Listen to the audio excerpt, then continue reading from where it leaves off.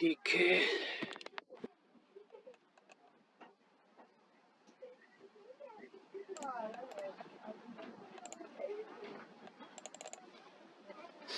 तो जैसा कि आप देख पा रहे हैं कि इनका जो आधार सॉफ्टवेयर का वर्जन है 203 है, ओल्ड वर्जन है। इस वजह से इनका जो डिवाइस है वो काम नहीं कर रहा है इस वर्जन पे।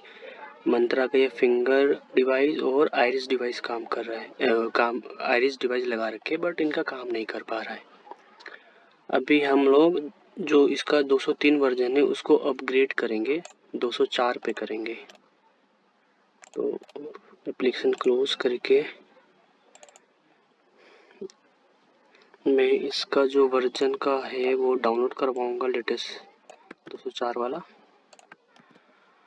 इसका लिंक डिस्क्रिप्शन में है, आप लोग भी जाकर डाउनलोड कर सकते हैं। और जिस तरह से मैं प्रोसेस करूंगा आप प्रोसेस करके जो स्टेप बताऊंगा उस तरह से स्टेप फॉलो करके आप अपना वर्जन अपडेट कर सकते हैं, जिससे कि आपको डिवाइस से रिलेटेड इशू, सिंक और जो आपका वाइट स्क्रीन आ रहा है और या सॉफ्टवेयर आपका ऑटोमेटिक क्लोज हो जा रहा है ओपन होके, ये सारी जो प्रॉब्लम्स है वो बंद हो जाएगी। जब तक ये सॉफ्टवेयर डाउनलोड हो रहा है आपको क्या करना है, यहाँ पे जाना है और विंडोज सिक्योरिटी करके एक ऑप्शन होगा, इसको ओपन कर लेना है। वायरस एंड थ्रेट प्रोटेक्शन पे क्लिक करना है। नीचे स्क्रॉल करेंगे तो आप मैनेज सेटिंग का ऑप्शन आएगा, इसको ओपन करके ये रियल टाइम प्रोटेक्शन जितने भी यहाँ पे ऑन लिखे हुए इन सबको ऑफ कर देना है। स्क्रॉल डाउन करके सारे ऑफ कर देने हैं, ऑफ कर देने। इससे क्या होगा कि आपको जो ऑटो हाइड होता है, जो सॉफ्टवेयर ओपन होता है फिर आधार नंबर डालने के बाद ऑटोमेटिक क्लोज हो जाता है, वो नहीं होगा। साथ में आपको कोर आइसोलेशन ओपन करना है, विंडो पे सर्च करना है और लिखना है कोर आइसोलेशन, इसको ओपन करना है। अगर सिस्टम में होगा तो शो हो जाएगा, सिस्टम में नहीं होगा तो नहीं शो होगा। जैसे कि इनके सिस्टम में कोर आइसोलेशन है तो शो हो रहा है, तो इसको अभी हम ऑफ कर देंगे, ये सारा ऑफ कर देंगे। Close close close dismiss. जैसे कि आप देख पा रहे हैं कि इनका जो OTA फाइल है वर्जन का वो डाउनलोड हो गया है। अपग्रेड करने से पहले आधार सर्विस ओपन करेंगे, सर्विसेज में जाके, और जितने भी ऊपर के ये 3-4 जितने भी सर्विस है इसको हम स्टॉप करेंगे इस तरह से, ये भी ऑफ करेंगे। ये सारे स्टॉप कर देंगे, सॉरी, जितने भी ये 4 ऊपर के दिखते हैं, 4 या 3, इन सबको स्टॉप कर देंगे।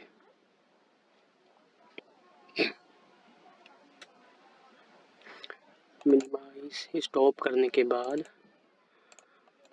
हमें जाना है this PC C drive UID authority of India, open करना है।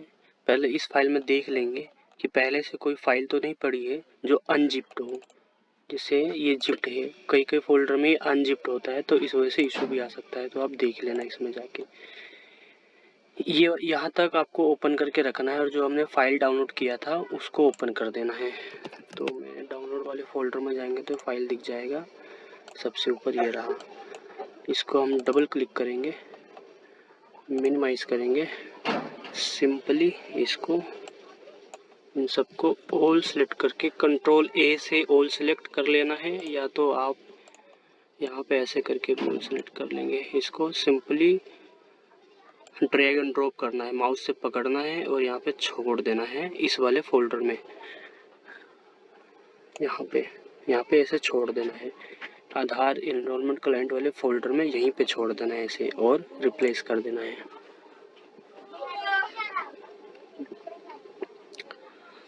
रिप्लेस करने के बाद प्रॉक्सी फाइल डालना बहुत ज़रूरी है, नहीं तो आपका जो सिंक नहीं होगा और ओपन नहीं होगा। तो प्रॉक्सी फाइल का जो भी लिंक है वो भी डिस्क्रिप्शन में है, आप वहाँ से डाउनलोड कर लेना। मैं प्रॉक्सी फाइल को रिप्लेस कर रहा हूँ।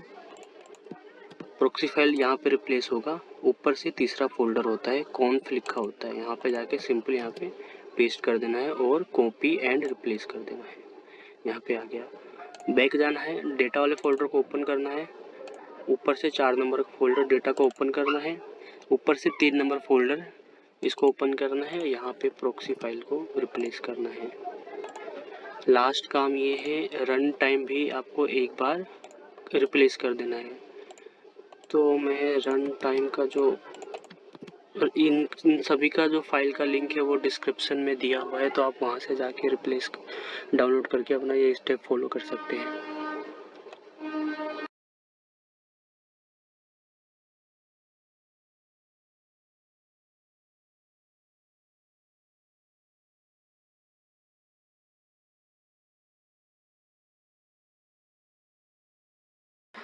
रन टाइम हमने यहाँ पे डाउनलोड कर लिया है।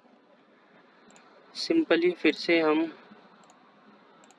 दिस पीसी में जाएंगे, सी ड्राइव में जाएंगे, यूआईडी अथॉरिटी ऑफ इंडिया में जाएंगे, आधार यूनिट क्लाइंट में जाएंगे और ऊपर से जो चौथा नंबर का फाइल है डेटा में, इसको ओपन करेंगे।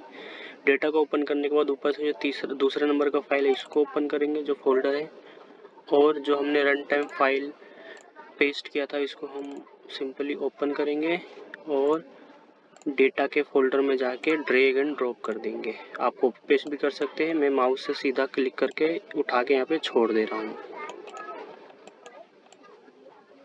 और रिप्लेस कर देंगे। रिप्लेस यहाँ पे ऐसे कर, बस ये सारा काम आपको हो गया। सबको हटा देंगे। अब इसका आइरिस भी सही से चलेगा। इससे पहले आप जो सर्विस स्टॉप किए थे उनको रीस्टार्ट कर देना है, सॉरी स्टार्ट कर देना है। जो भी हमने स्टार्टिंग में सर्विस स्टॉप किया था उन सभी को स्टार्ट कर देना है। आधार के सर्विस जो भी चारों होते हैं सारे स्टार्ट कर देना है।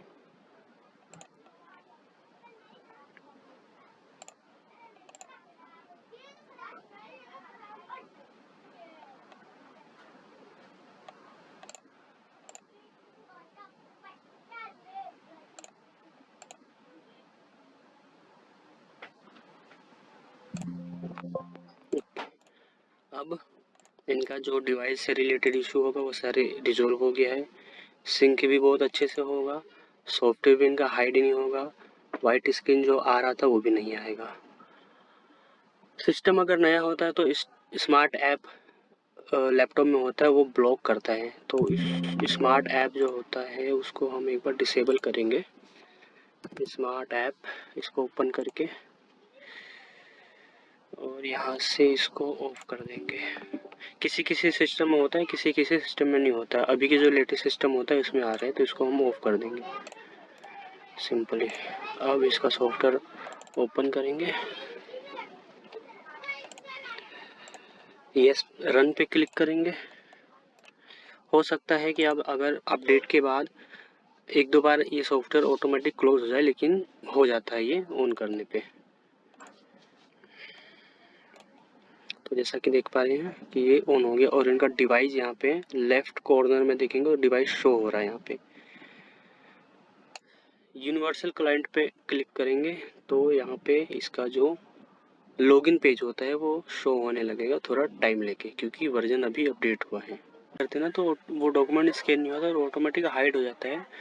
ये भी प्रॉब्लम देखने को मिल रहा है काफ़ी वीएलई भाइयों के साथ कि डॉक्यूमेंट स्कैन नहीं होते हैं और वो बहुत टाइम लगाता है स्कैन होने में और हैंग हो जाता है, मतलब हैंग हो जाता है और सॉफ्टवेयर बंद हो जाते हैं। जो इशू है वो यहाँ से आपको स्कैनर सेलेक्ट करना होता है, तो लाइफ साइकिल चेंज में आप क्लिक करेंगे, सेलेक्ट स्कैनर पे क्लिक करेंगे।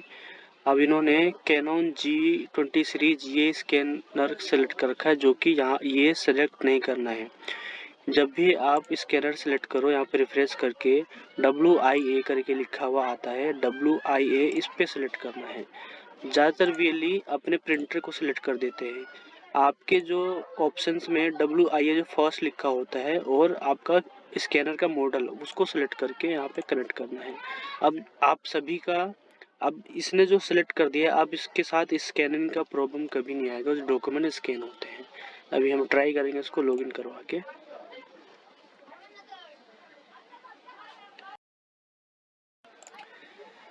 इनका जो आधार नंबर है वो मैं हाइड कर दूंगा सिक्योरिटी पर्पस के हिसाब से, और ये लॉगिन करके एक बार स्कैन करके दिखाएंगे तो अब इसका स्कैन हो जाएगा।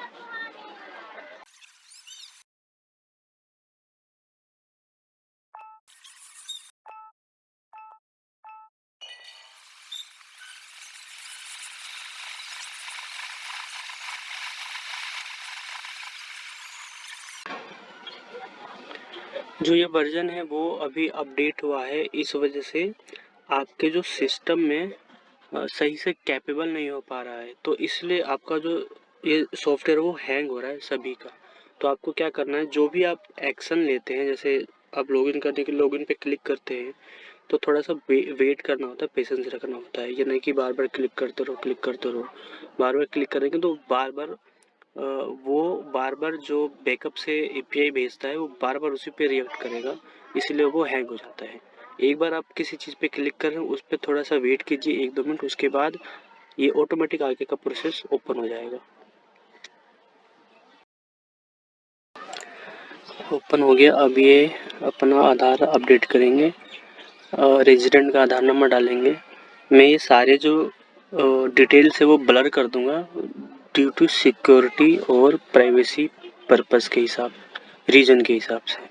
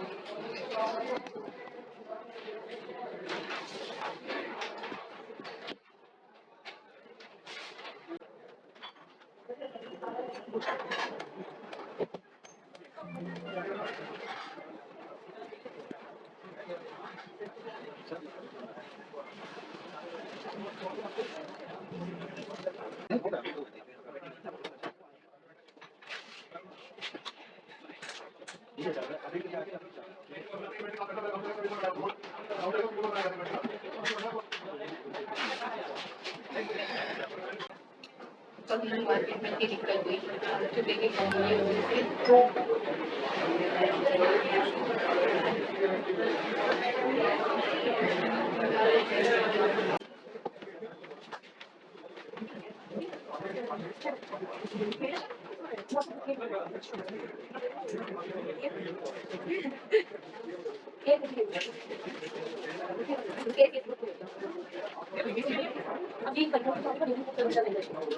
I hereby voluntarily present to use my Aadhaar/details and activate from your